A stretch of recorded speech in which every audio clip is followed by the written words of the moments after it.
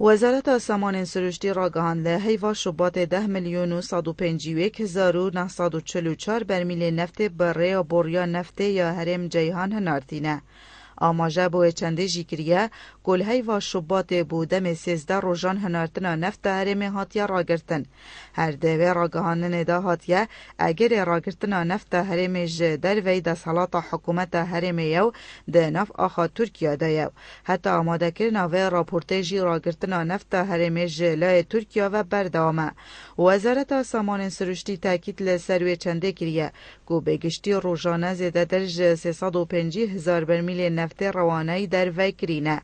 هر در راگهاندن وزارت سامان سروشتی دا آماجه بوی چنده کریه گجمه 303,943,433 دلار اخسین سر هجمار بانکی هرما کردستانه.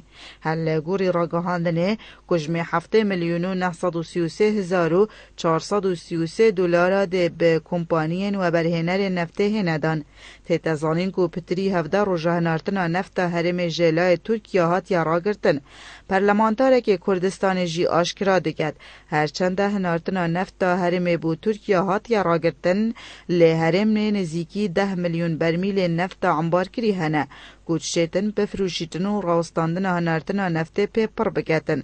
فایق مصطفی اندام پرلمان کردستان آشکرا کریه راست هنارتنا نفت هرم جلای ترکیه و راگرتیه لی هرم کردستان لگنجینه بندر جیهان نزیکی 10 میلیون برمیل نفت انبار کری هنه کود بیت رجا هنارتنا 15 روژان. گوجی نها کو ترکیه هنارتنا نفت هرم راگرتیه حکومت دشتوی نفت انبار کری فروشیتنو موچه فرمان برا